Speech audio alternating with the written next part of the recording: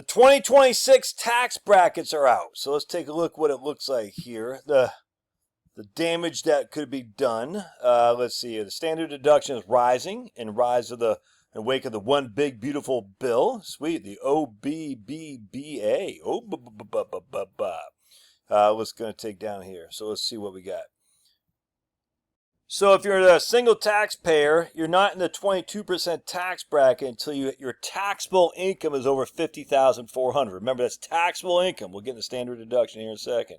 So $50,400 is where the end of the 12% tax bracket is, and imagine it's $100,800. Yeah, for the married like me, $100,800 of taxable income is before we go into the 22% tax bracket. That's a big cutoff because 12 to 22 is a pretty significant increase. I think it's, well, I can't remember what I said. You can look it up. But anyway, 12 is 10 divided by 12, whatever that is. 84% increase in taxes. All right. So basically, you want to stay under the 12% tax bracket if you can.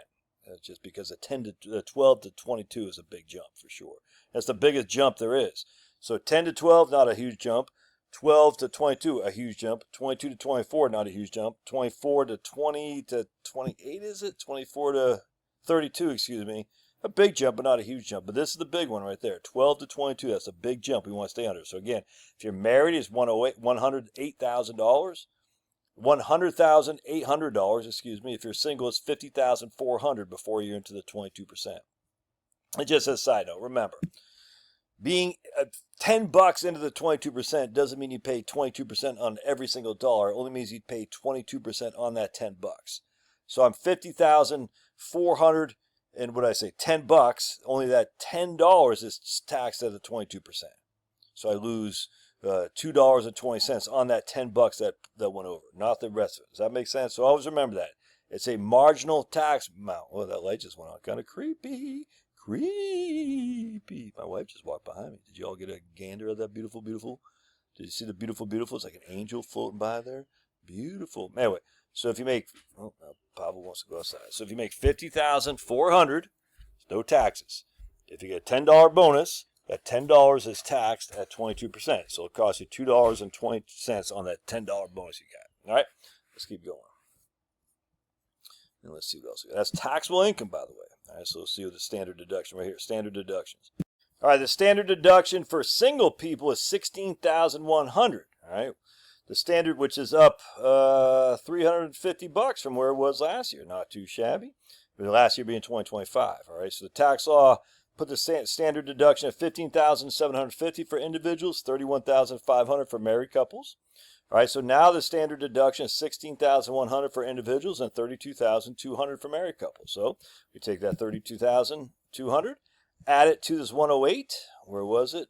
That's head of household 108, and that means we have, take our trusty calculator thing here, 32,000. I forgot what I said. 32,200 plus 108,000, that equals 140,000. So if you're married filing jointly, you have $140,000 of gross income before you're in the 22% tax bracket. Pretty doggone good, man. Pretty doggone good. I'll take it. And of course, if you're single, it's the same thing. You have half of that. What's that? 70,100. All right, so keep that in mind.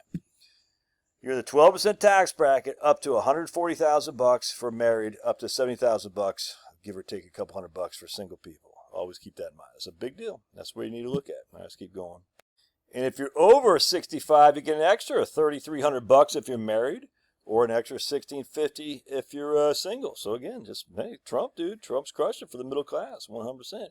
He's crushing the middle class. No, he's crushing for the middle class.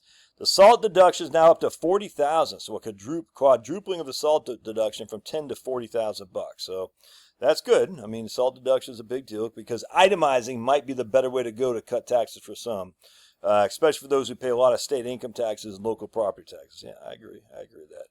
The taxpayers may be especially clustered in Chicago's Bay Area and the New York City metropolitan area and New Jersey for sure. Anyway, so there you go. That's good stuff, man. So remember, to be in the 12% tax bracket also means you don't pay any capital gains. All right. Here are 2020 for each income level. Ooh, let's take a look. I'm not registered here, so I'm not going to be able to read that very well. So I do have the IRS data right here, but I'm not going to. Here you got the standard deductions right here.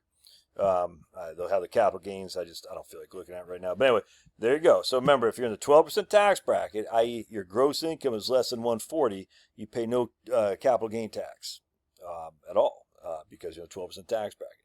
I need to be very clear here, though. If the capital gain tax, if you have no income, and you got $200,000 capital gain, I guarantee you're going to pay some taxes. All right, just always remember that. People think I can sell $1 million of long-term capital gain and not pay any capital gain tax because I'm in the 12% tax bracket. It doesn't work like that, man. It doesn't. I'm just telling you. We've done this a million times. Not going to do it here today. But if you have $140,000 or less, you would pay no capital gain. That's just a fact. Pay no qualified dividend tax either if you're married filing jointly. Half that if you're single. All right, but if that capital gain puts you above that, you will pay some capital gain. And still though, pretty good. That means you get some capital gain tax free. All right, God bless. Smash that like button. Let's see what you got. Comment. If you don't like your old buddy Josh, just give me a down button thing. All right, we'll see you.